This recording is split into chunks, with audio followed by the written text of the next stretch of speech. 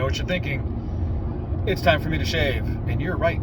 But it's also football time. This is my annual predictions of every single team's record, AFC edition. So I've been doing this since 1998, which I think was when this beard was created. And I did it with a buddy of mine. He's now passed away, but I still do this every year. There's 5 rules that I follow. When I make these predictions, I pick every single game. And there's 5 rules that I follow. First, no team goes undefeated. No team goes winless. Yes, undefeated has happened twice. Yes, winless has happened 3 times. It's just not something good to say that a team's going to win or lose every single game. On that note, only one team can have 1 loss. Only one team can have 1 win. For the same reason, it's very rare to ever get 2 in those categories. Third, a team can't have a tie. Since the NFL went from sudden death to the 10-minute overtime period where each team gets the ball, we've had at least 1 tie every season. Fourth, you gotta own it. So if I screw it up, I'm gonna be like, yep, there was 2 years in a row that I picked the Jets to be the 3rd best team in the AFC, and they sucked every year. And finally, if a quarterback gets injured before this video, before the season starts, I can make my changes. Now, I had Burrows, that's why I've been waiting. He is going to start opening day. So I'm going to start with the divisional winner of the lowest record in the AFC, and we'll start from the bottom. New England, 5-12, missing the playoffs, 0-6 in the division. I have no faith in their quarterback, and it's just time for them to suck. On that note, Miami, 7-10. 4-2 in the division, missing the playoffs. Reason why is last year they got the benefit of a lot of those close wins. That's not consistent. We probably will switch this year. They've got questions with Tua, and when he's healthy, he might be the 2nd best quarterback in the AFC. When he's, normal, he's on a stretcher. The Jets, 8-9, and the 2nd to last team out, 3-3 in the division. I just don't think that Aaron Rodgers is the answer. Not by himself. Now, next year, they very well could be an 11-6, 12-5 team, but they are not there yet. And the division winners, 12-5, and 5-1 in the division, is the Buffalo Bills. I have them as the 4th division champ, and the reason why is because of their schedule.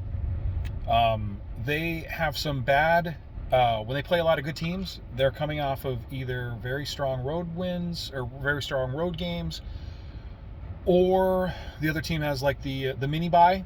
They played on a Thursday and now they play on a Sunday, and I take that all into account. Then we're going to go to the North. I have the worst team in the NFL being the Cleveland Browns, 2-15, 0-6 in the division. I hope they sell a lot of tickets with Deshaun Watson, but I just don't see them doing very well at all. Pittsburgh, 5-12, 3-3 in the division, first losing season in 17 years. It's just time. I mean, the math says at some point they've got to start losing. They got to have a losing season, and that is this year. Baltimore, 10-7, 3-3 in the division, and the final wild card team. They have a very good quarterback. They have him long term. I don't think they're as good as Cincinnati. Their schedule is pretty brutal at the beginning, but they will be a playoff team. And then the Bengals, 14-3, 6-0 in the division, and the 3rd divisional champ. The reason why is they will struggle against Jacksonville. They will struggle against the AFC West. Now we go to the South. Indianapolis, 3-14, 1-5 in the division. They're just awful. The Texans, 5-11-1, 2-4 in the division.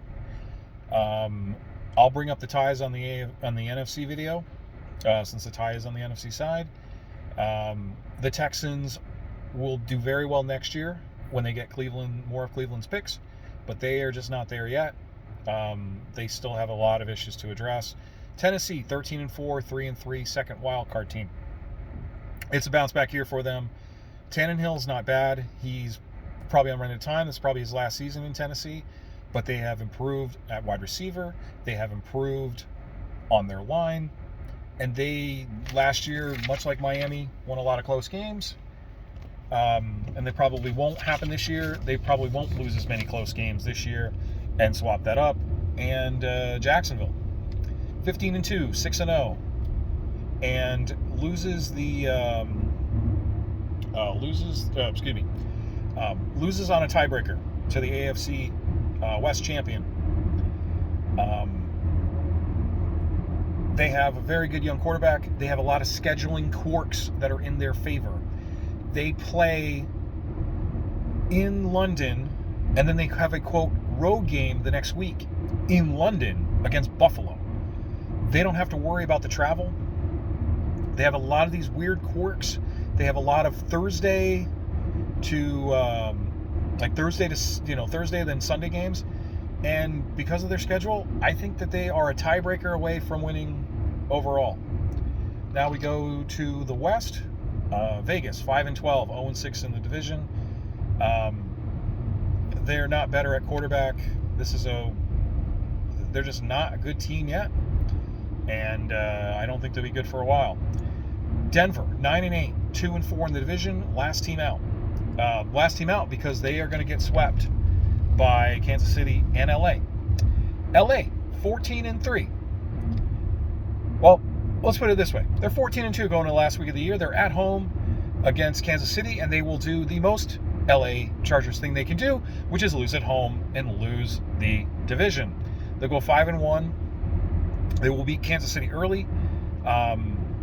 We'll see in the playoffs what I think about the Chargers, but all of their games that they lose are going to be at home. And the Chiefs, number 1 seed, hoping to prepare themselves for the Arrowhead Invitational, 15-2, 5-1 in the division, and they will win the division based on the last game of the year being a Sunday night game in Kansas City.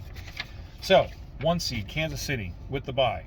2, Jacksonville will be hosting Baltimore.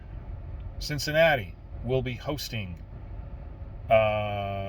Tennessee, and LA will be headed to Buffalo. So like and subscribe, hate, and comment, and I'll do NFC on another video and the playoffs later on.